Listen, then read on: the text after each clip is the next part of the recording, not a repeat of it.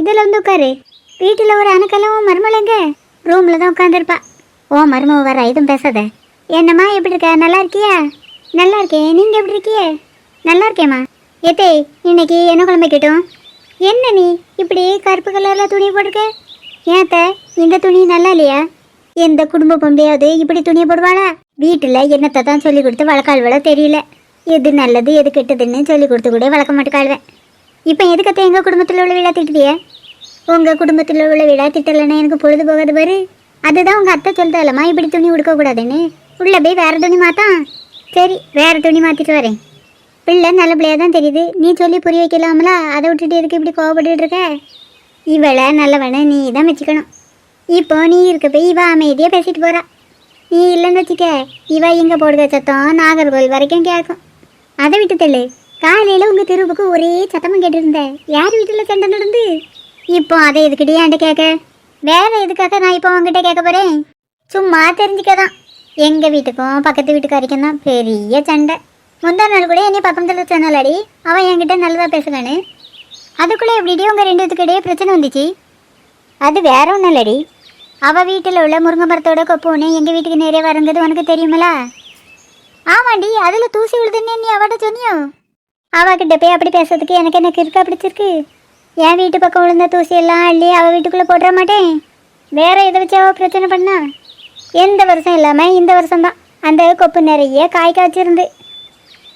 அப்புறம் எங்கள் வீட்டுக்குள்ளே இங்கே அங்கேன்னு போமச்சலாம் மரத்தில் உள்ள காய் மண்டையில் தட்டிகிட்டே இருந்து. மண்டையில் தட்டிச்சின்னு கொப்பை நுரைச்சி போட்டியோ? கொப்பை ஒன்றும் நுரைச்சி போடல. காயை கொஞ்சம் பறிச்சா கொப்பு மேலே போயிருப்பாரு. அதான் கொஞ்சம் காயை பறித்தேன். கொஞ்சம் காயை எங்கள் வீட்டுக்கு குழம்பு வைக்கணும்னு எடுத்து வச்சேன் பார்த்துக்க. மீதி காயெல்லாம் வாடி போயிருன்னு என் மோகிட்ட கொடுத்து விட்டுருந்தேன். அவள் என்னென்னா இங்கேருந்து கொண்டு போய் அவிய தெருவில் உள்ள வீடுக்கெல்லாம் கொடுத்துட்டு போகல. அவள் தெருவில் உள்ள எவ்வளோ ஒருத்தி தான் பொறாம பிடிச்சி இவகிட்ட வந்து சொல்லியிருக்கா. அதான் உங்ககிட்ட பிரச்சனை பண்ணாலோ? ஆமாண்டி, என்கிட்ட கேட்காம எப்படி என் மரத்தில் உள்ள காயை பறிக்கலான்னு அந்த ஆட்டம் ஆடுக்கா. மரத்துக்கு சொன்ன கறி கேட்க தானே செய்வா? வீட்டில் இருந்து வந்து நேராவது நான் வீட்டு போயிட்டு வரேன். அவள் சொல்லுறதுக்கு ஆமஞ்சாமின்னு சொல்லியிருந்தா கேட்டுகிட்டே இருப்பாள். அவள் சொன்னதை தப்புன்னு ஒரு வார்த்தை சொல்லிடக்கூடாது. உடனே காலையில் சுடு தண்ணி ஊற்றின மாதிரி வீட்டுக்கு ஓடியே போயிடுவா. ஏத்தே அவிய போயிட்டாவளா?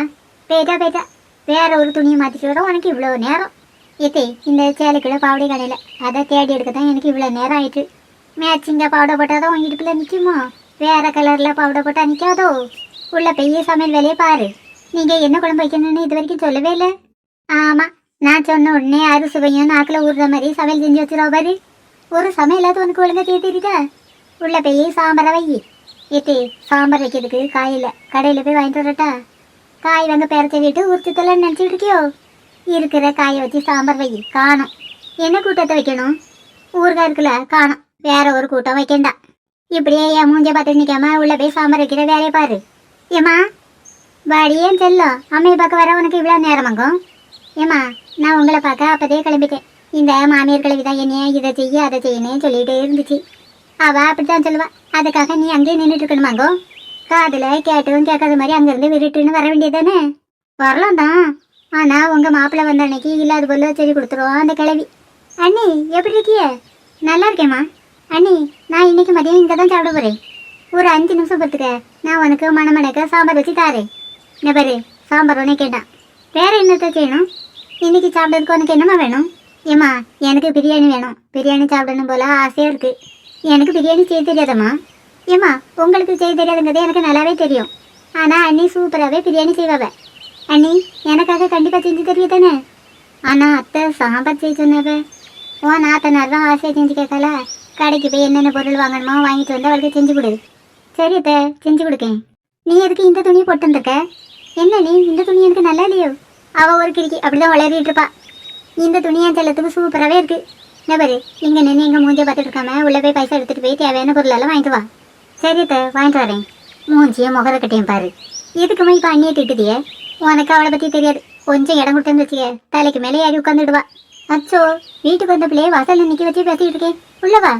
ஏம்மா நான் சாயங்காலம் வர இங்கே தான் இருப்பேன். இது உன் வீடு செல்ல. நீ எப்போ வேணாலும் வரலாம், எப்போ வேணாலும் போகலாம்.